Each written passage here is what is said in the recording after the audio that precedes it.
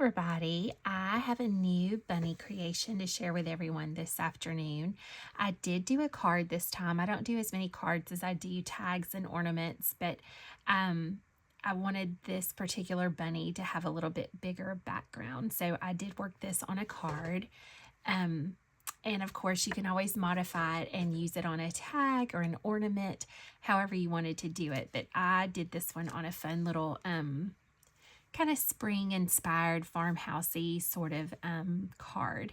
So this is the bunny, and I can't wait to show this to y'all. And I also want to show y'all a couple of things that I got from Hobby Lobby this week that were on clearance. If any of y'all have a Hobby Lobby nearby, I'll show y'all that at the end. Things that y'all might want to look for or pick up if you love paper crafting. So this is the bunny. And y'all, I just think she's so much fun. Look at her. And I tried to do her like an old English color palette with the muted browns and the muted greens. That was sort of what I was kind of had in my mind. And so she's got tons of bunnies in her and a bunny in a basket. And I just love this. I added a little tag on the basket that says pre-sorted first class. I just thought that was fun. And then there's little flowers, and she says magnifique, and a little postage label that says, if carried away, return unsealed, which I just thought was fun, was a fun little play on the bunnies. And then I made a little bunny postage stamp, and she is just pieced together. I've left the inside blank because I don't know what I want to use her for yet. And then it just has a little seal on the back, which I will show y'all. So this is the bunny. Y'all, how much fun is that? I just think she is so much fun. Okay, so let's talk about what I used for her. I used an old wood block rubber stamp. It is this one. It is a penny black from 1999, and let's see. She is 13.99L Handful of Bunnies. And y'all, I just thought she was so sweet. Now, I did stamp her on watercolor paper. And then I watercolored the bunny, like her ears and her face and her feet and her little hands. But the rest of her, I paper pieced. And it's just a preference, but sometimes with paper piecing, to me, I can get more different textures by using patterned papers. So I did paper piece her. And then also, y'all, because this one is such kind of a busy design when it gets to the basket and her little bunnies up here, I left those as watercolor also. So the basket is paper piece, but these bunnies and the big bunny are all watercolored. So I did want to mention that. So what I did was I stamped her on a piece of watercolor paper and then just started layering the different colored patterned papers on top of her to get to this. And then I used a little bit of gold stickles for her buttons and her cuffs, just to give her just a little bit of sparkle, which I just think is so cute. Okay, so that's the bunny. That's the main part of this one. Let me move this over. And then for this piece down at the bottom that is layered on, it is this stamp. It is a definition that for rose, and I just thought that was really pretty. It has Rose of Sharon under the rose. I just thought it was really sweet. It is an Impression Obsession Alesa Baker. So I used that for down here. And then for all the little add-on pieces, let's see, for the Magnifique, which is here, it is from this stamp set from Hobby Lobby. It's a bow bunny. And y'all, these are not expensive. This one was $1.99. So these are good little cling stamps. And if you look, sometimes there's just little different elements in them that you can mix and match with your stamps. So I used that one. And then let's see, what all did I use from this one? This is the Bunny Airmail, also from Hobby Lobby. It was originally $2.49. So this is where I got the one that says pre-sorted first class. I used that. I used this blank postage stamp, and then I used this, the little postmark. So let's see, y'all. This is the pre-sorted first class. This is the blank postage stamp, and then this is the postmark stamp. So those are the three that came from that. And let's see. This one is a Cathe Holden, and these are from Spellbinders. And I used this one, which is the If Carried Away stamp, which is right here.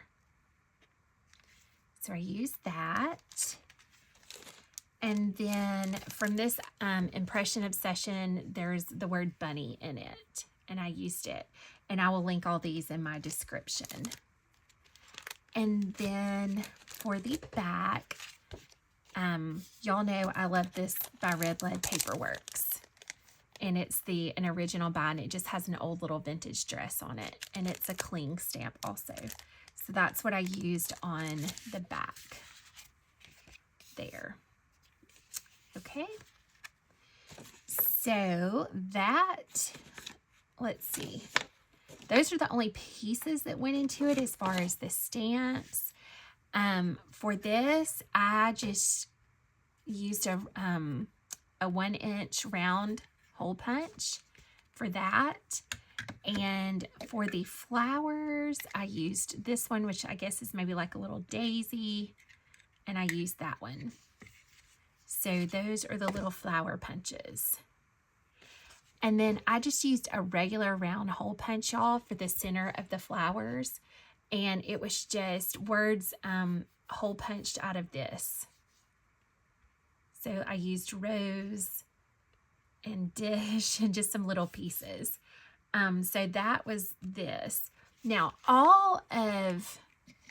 the only ink I used on this one, y'all know this is my go-to. I used the VersaFine Pine Cone to stamp her. The only thing I used the black for in the Nocturne was for the Postage postmark stamp. I did use that in black, but everything else was in brown. She is just watercolored with Marby markers. And I'm trying to think what else, y'all. She was really not a lot to her because I paper pieced her.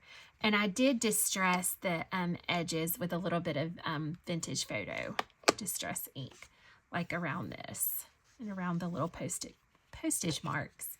But y'all, I just thought this was so much fun. The pre-sorted first class. I couldn't decide if I wanted to make it look like the bunnies were going or coming, whether she was taking them to the post office or picking them up. I just, let your imagination decide on that. But I thought this was fun. And this is my little hint. This is some cotton string from Hobby Lobby. And if you get the cotton string, y'all, it's very soft and it will tie very small little bows for you, and it's not stiff and you can get it to lay down. So I did use that. I wanted to mention.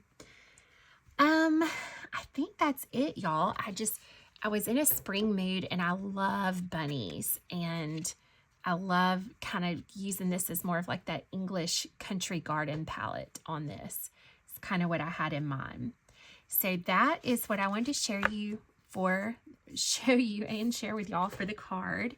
And then I did run in Hobby Lobby last night to see what they had clearanced, and I was going to show y'all a couple of things. Let's see. I did pick up one pad of their watercolor paper. It's originally $9.99 and it's marked down to $3.49. And you get 15 sheets. But I was going to show y'all one thing about this. I only got one pad, and this is just a personal preference. But this watercolor paper is extremely textured on both sides. So it might be a little hard if you're working with some very delicate stamped images to get a good clean stamped image with that. And I was going to show y'all the difference. This is the watercolor paper I normally use. It's the Canson watercolor. And it's a little bit smoother. And one side is even smoother than the other side. And a lot of times I stamp on the back side of this watercolor paper. So I did want to mention that. I'm sure this is great. Then when I use it in my first stamped project, I will definitely show y'all how it does.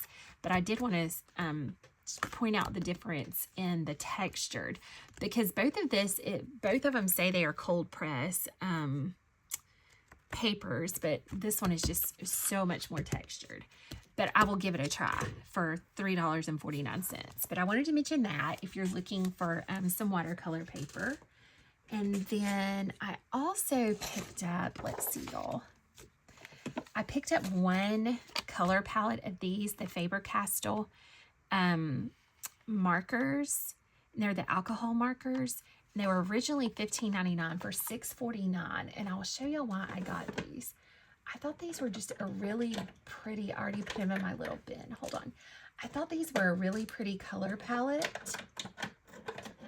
Kind of old looking to me. So one end is like a brush and the other end is a little bit smaller. So I wanted to show y'all. It's like an old English blue to me.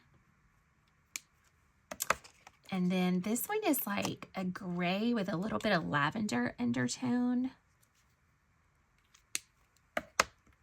And then a pink, which is a very Englishy pink to me, very old. Then a lavender, which was very soft.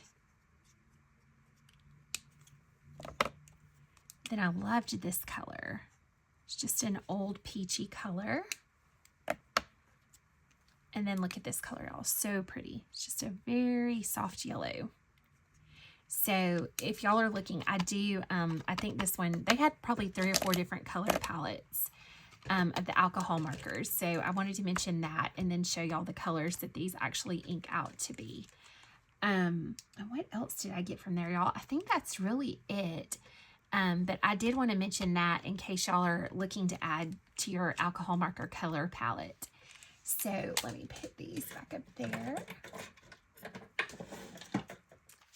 And show y'all the bunny card one more time. Here she is, Miss Magnifique.